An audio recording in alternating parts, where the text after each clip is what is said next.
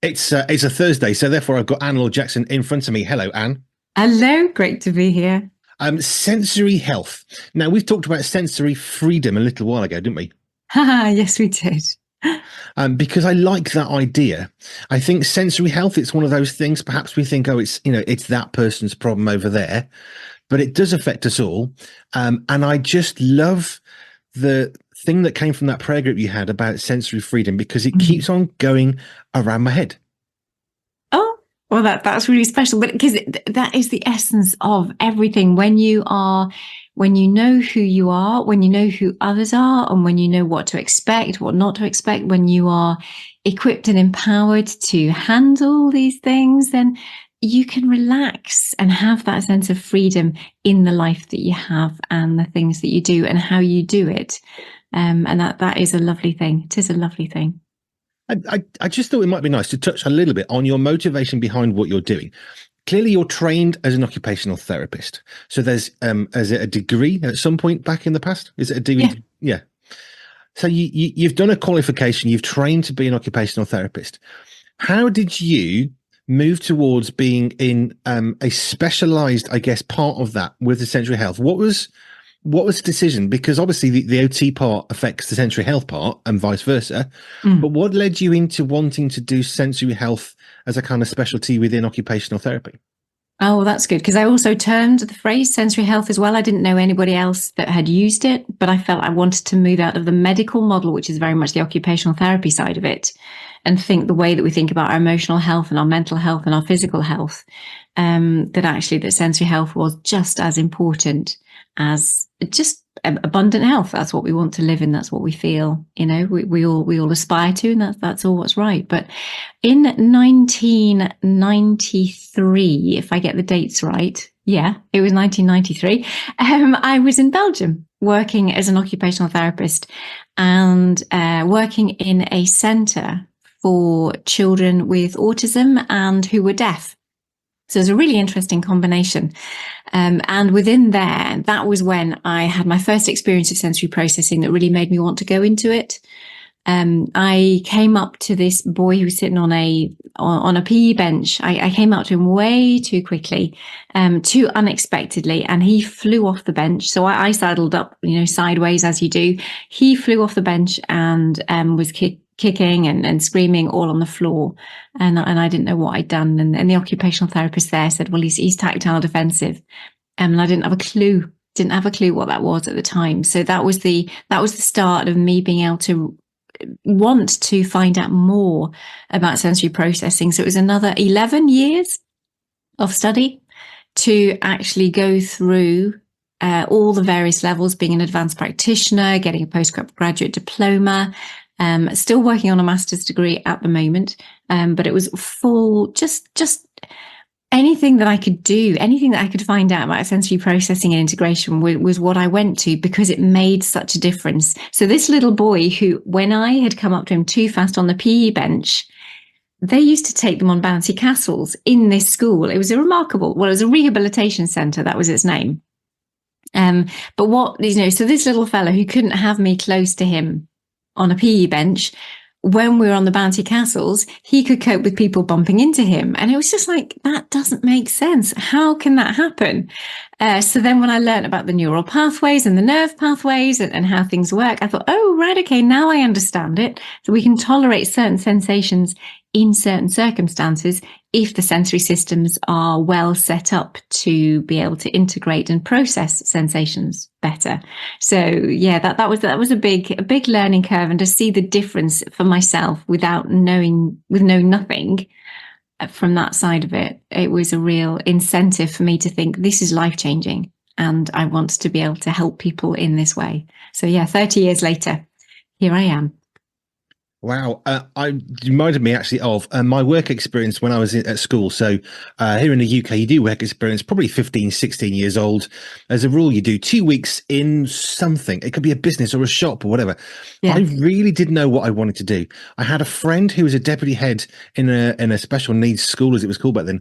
And I said, do you think I can come and work with you for a bit? So I went and did 2 weeks in this additional needs school where predominantly it was people with physical challenges. Either they're in a wheelchair, or they've got issues with their legs. They're stuck in a particular position, or it was predominantly physical restrictions of some sort.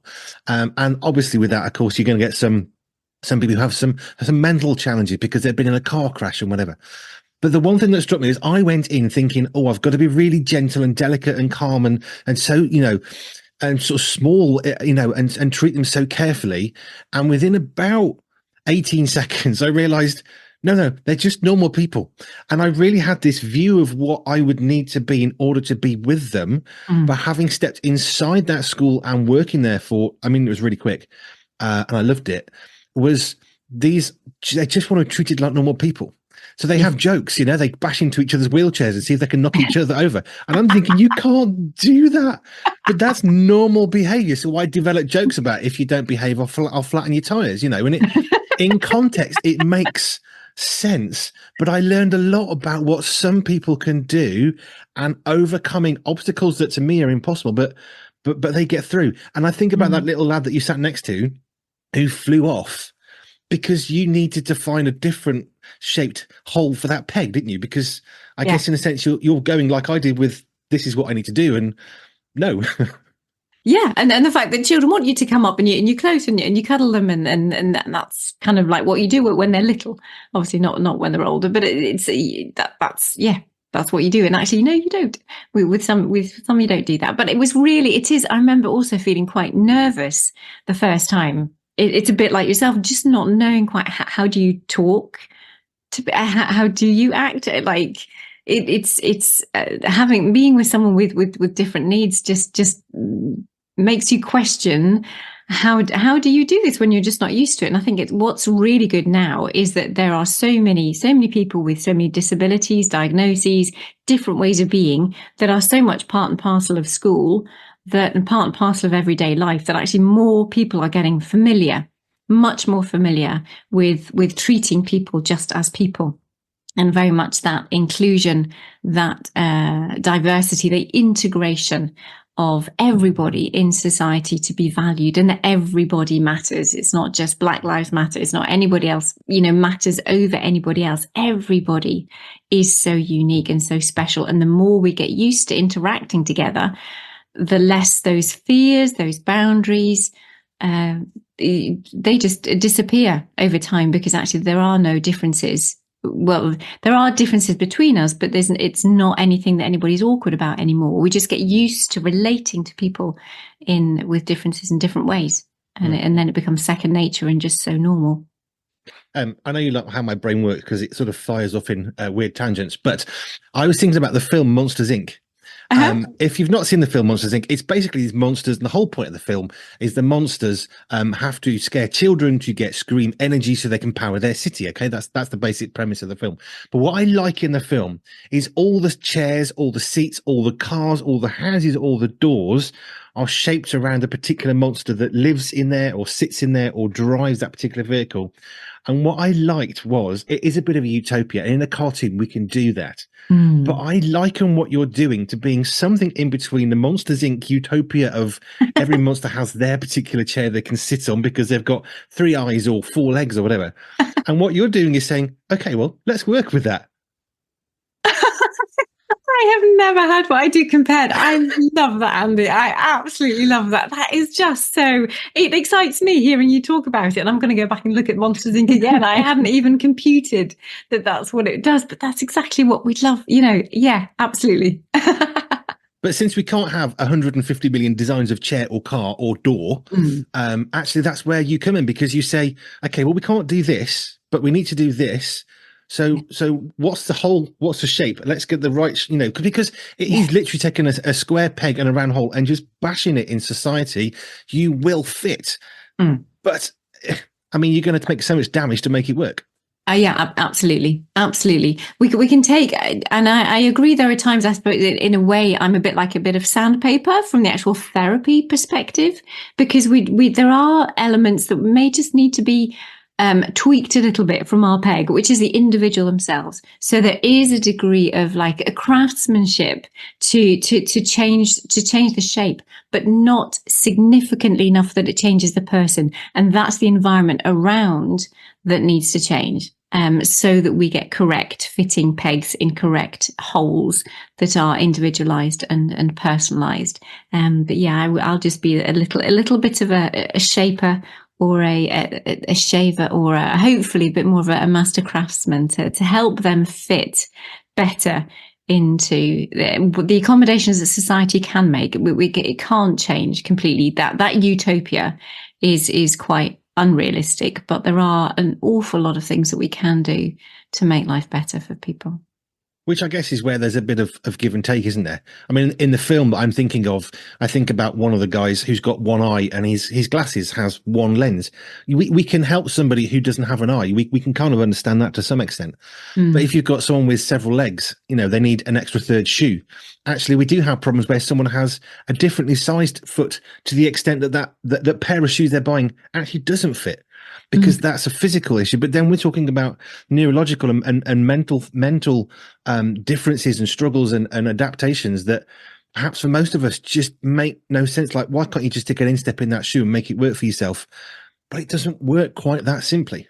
Yeah, and the fact that the shoe size changes when we're dealing with sensory processing, some days individuals can work really well and they're a size 5 and they'll always stay a size 5 and that's it. And then the next day they've had a real rough night's sleep. The temperature's different that they wake up and it's almost like the shoes grown or that their feet have grown to a size 8 or they've shrunk to a size 2. So it's and then you're trying to fit the same thing and you think, well, you did this yesterday. Why can't you do it today? And actually the brain and the body is just processing things differently today.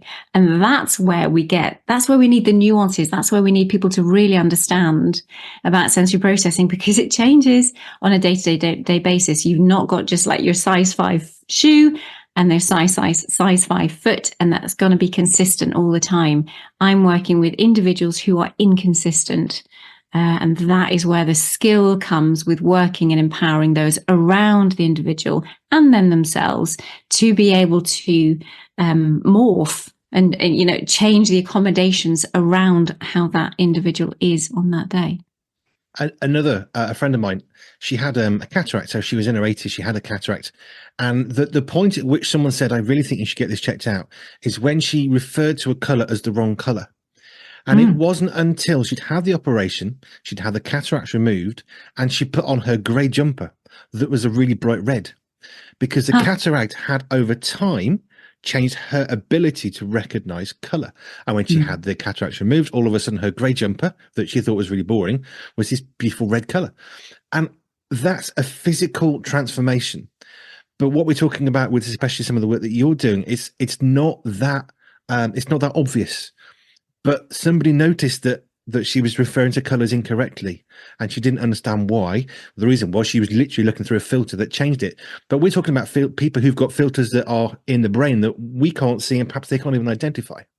Yeah, and that's the skill. And one of the biggest things that we say in my world is see behavior, think sensory. So if you're thinking, if you're just not sure where that behavior is coming from, first look at sensory processing because it's the physical, like the fact that she literally had that, that lens, that difference was affecting her color, not a physical lens, but that impact on her color perception. And that's a physical thing that can be changed easily. So before we need to get into psychological issues or more complex work or this, that, and the other, let's just look at the senses because they are physical and they can be changed swiftly and easily if we treat them with sensory strategies. And then we can leave the harder work of whatever's left over afterwards. Because off the back of her having a cataract operation, she wore glasses anyway. But the person that did the surgeon said, look, you need some more glasses, but please don't get them until we've done the procedure to your eye. You need to live with the fact you can't see very clearly because once we take the cataract off, it's going to change the prescription for your eye to be able to see through glasses. And I guess in a similar way, what you're doing is sometimes you have to live with those glasses that are out of focus because you know what? There's more important stuff to deal with first. Absolutely. Absolutely. And I think that the sequence in which we do things is really important. So often telling folks, oh, please don't take the medication yet. Let me see what I can treat. Let's use the body's systems first, see what we can change, see if we can get you sleeping, eating, communicating better, getting more coordinated before you take external medications to help you in those things. And I'm not denying that they can't be helped by the medication, but it's just let's try and do what we can naturally. Let's get the body, for the rest of its life, being able to function as best possible first. There are some things that we're going to need some surgery for a cataract, for example. So that's a physical external input into our life. But there are some things that we can do, and it's always going to be better for us to learn, I guess, how to manage something without medication, without surgery, because they all carry risks that are, I suppose, greater than what we can physically try and do ourselves. Yeah, always is. And then you're not dependent on anything. The only thing that you're dependent on is you being able to feel what's going on within you, to sense your own senses, sense your own sensory processing, and then have the various strategies that you can pick on. Because today, what you might choose to do today will be different to what you choose tomorrow, because your actual nervous system has morphed. Going back to that, it changed from one day to the next. You need to have a toolkit of things that are available, and not just have that one pill that you take every day, because how you function can be different day to day. Okay, how do you deal with somebody who presents and it's just, to anybody else, what you're seeing is just aggressive behavior, or maybe not so much violence, maybe that's a bit extreme, but what we're seeing is really something quite hard, and most of us would want to walk away. How do you overcome, I suppose, I'm not saying people walking threatening, I don't mean that, but somebody walks and you're thinking, gosh, this is really hard, this isn't very pleasant. How do you overcome that? Because you said that see the senses, treat the, well, off what you said now. Think, see behavior, think sensory. Thank you. Much clearer than what I was trying to say. So how do you do that when it's somebody who isn't walking in polite and courteous and all the rest of it? Either because it's a really, really angry husband because they can't cope anymore with their wife, exhausting because they're clumsy all the time, and it's not clumsy, it's a sensory issue. How do you then try and overcome your own, like what you can see issues, which most of us would say, no, I can't do that. How do you overcome that? Yeah, I think because the heart of compassion, I think possibly more than anything, that recognizing that most behavior is communication, so there's always something behind it. And I'm not afraid. Well, I do stay away, because actually, you talk about violence. Actually, violence is a regular part of my day. Oh, okay. Only because of the children that I see and that I liaise with. So I'm not physically always in the room with them, but I'm dealing with people who are dealing with violent individuals on a fairly daily basis. But when I'm actually there, it is staying away, but it's not being afraid, because of recognizing that there are, you keep a certain distance, because if you don't want to be physically assaulted, that's kind of like number one, and making sure that you're towards the door, you position yourself well. That's a whole nother ball game when you're actually in the room with someone who's getting physically agitated, of how you would position yourself and so on. But understanding that there is a reason behind it, and because I'm always in my head thinking, what are the sensory aspects that could have been feeding into this, either leading up to it during their day, or what is actually going on at the moment. So if there are sounds outside, if there are sights outside the window, if there's fluorescent lighting, if there's too much busyness going on, I just kind of do a scan, like a sensory scan of the environment, to think what is it that could be affecting them at this moment in time, and then seeing if there are any strategies, either by changing the environment or by encouraging the individual. If I can start to see they're getting more agitated, if there are certain proprioceptive, certain physical things that we can do to help bring their arousal levels down, so that they don't start to lose it. And actually do get aggressive. But it's very, I think almost I'm always seeing that behavior, something isn't right in them if they are starting to get violent or agitated or really unsettled. It's just like, and knowing that if I don't stay calm, it's only going to escalate the situation. It's only going to make things worse if I don't stay calm. So I guess somebody could be becoming quite calm And what for one child might be, oh, great, there's a lorry and it's got a skip on the back, and that might be really exciting to see it offloaded. For another child, that could just be overload of noise and sound and processing, and all of a sudden they flipped in a way that is contradictory to what we might assume would be natural. Yeah. Yeah. So simple thing that you're just closing the window if the windows are open, opening the window if it's closed, because it could be heat that could be getting them. We can't make general assumptions at all. It's always, I have a very questioning mind wherever I go, whoever I'm with. I make very few assumptions about what anybody is going through. What a world would we live in if we asked questions rather than made statements about what we see? There's a thought to ponder. Okay, have you got a recent success story? Have you got anybody who's completed something you're doing and it's like, or just a light bulb moment of this works? Oh my word. My word. I just know, I had a call this morning with one of the schools. It's not a success yet, but it will be, only because they're just utterly desperate. And it's just so lovely to be able to be there to help. It's just, we have this little, we think he's autistic, we think he's ADHD, we're not sure. But that doesn't matter. I haven't seen him yet. I haven't met the parents. I haven't done anything, but they're utterly desperate. And, he's just not succeeding. The parents are really stressed, and it's so precious. The success for me is that people know that I'm here and that they are engaging. So next week, we're hoping to meet school and family and myself. And we're going to say, look, this is the sensory super system. This is what I do. This is how I can support you.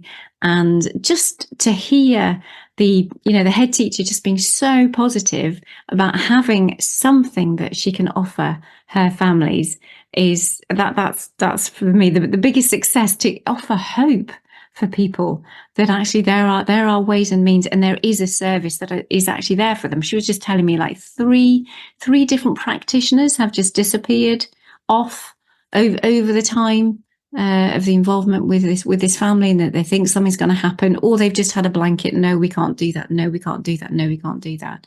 And it's just utterly precious to be able to think, crumbs, God willing, I'm not going anywhere. I have this service, I have this system. It is clear. We've got a booklet that we work through. We've got online courses that you follow. We get communication between school and home, me bringing in the bit where I need to tweak and show them and help them interpret maybe some of the behaviors from a sensory perspective, give them those eyes to see things in a different way, and to know for the next year, we've got this agreement financially from the school for the family. And that's the biggest success for me just this morning, because it's fresh, I suppose. I can see the excitement as well that we can do something. Yeah, we can do something. It was just like, to think that crumbs, people just don't have this service. And I'm here thinking, I've got this service. I want to tell people. How do I tell people? That's why we communicate and we chat the way we do, because it's just letting folks know that if they are struggling with these things, they shouldn't be on their own. There is no need for them to struggle through alone. Or if they know anybody that is struggling, that then, the service is here to support them. Because I think that's one of the things, though, isn't it? When you've got a husband who's struggling and people are looking at you, when you've got your child and in a wheelchair and they're screaming because they can't cope, people make judgments. And I think the greater judgments are always going to be the parents. Having worked in children's ministry in churches, and parents are like, oh, I can't come to church because my child will make a noise. Great. Bring your child and make a noise. It's okay. Yes, there are things that might be acceptable more than others and things that probably wouldn't be acceptable. But let's work together and see how we can help you. But I think just being comfortable in your own skin as a parent, or because you've got, a nephew or something, just to know it's okay. But we need people who can say it's okay. And in June, actually, for something that hopefully we'll get to talk about more, because I'm just in the process of planning at the minute. It's just putting out, we're going to meet for 6 weeks and help churches actually look at what you need to do, what you can do if you want to be more inclusive, if you want to be able to provide a space where people feel welcome, so that the families don't feel the pressure that they can't bring, or that it's too hard, it's too difficult to bring their children to church, or to bring their brother, their sister, maybe an older relative to church because of the needs that they have. So we'll be putting together a 6-week program, June, July, into September, just to give people a bit of space and time. We'll only meet for 6 weeks over that period of time. But for me to be able to support people who genuinely do want to make a difference in their church culture, and that we can, be great to be able to talk about that more. As it comes together. Little baby steps. And I would like to, because having been in churches and seen some of it from the perspective of being in full-time ministry, sometimes you're so busy just trying to get through the day-to-day, the idea of fixing a problem, well, that'd be lovely. But where do I go? Where do I start? How do I do it? How much money is it going to cost? What will people like? Is it going to change all these questions? And sometimes it's not that complicated, but when you're busy, and people in church ministry certainly are, just to have a helping hand of here's 3 things you can do, here's 5 things you can do, and they can pick something, I can do that, and they can identify with something to help them help the people who they want to help. But sometimes they're restricted by helping only in as much as I've got time for this, I've got time for that, but not really making a big difference. And there are things we can do, like you said, sort of sanding down the edges of some of the shapes, because we can't have a shape for everything, because you've got a finite amount of room and all that. But you know what? Actually, we can sort of go in different holes and different shapes with a little bit of tweaking, and a square hole and a peg that's round can work if it's the right size. It doesn't matter about the shape so much. We can find a way. But that's where people like you come in, which I love. So that's really great. Thank you, Anne, for another session. I didn't know where we were going today, but I sort of my brain fires, in fascinating ways. I don't know. I got you and I got Dr. Scott, who was saying, you got an interesting brain, Andy. It's amazing where it goes to. But hey. That's right. You are so brilliantly placed in the job that you do. It's just brilliant. Random brain fires. Right. There's a study on its own for a master's degree, Andy B's brain.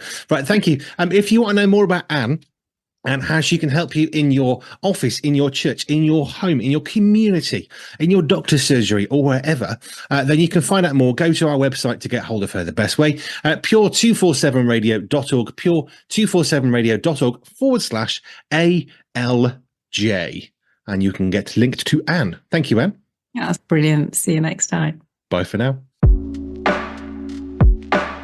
Pure 24/7 Radio is listener supported, which means we are free, online and always pure because of the generous support of our listeners. If you would like to contribute financially, please visit pure247radio.org. If you'd like to find out how we use your money, please visit the Our Cost section. Any donation of any size will help keep us on air and broadcasting for free. Thank you.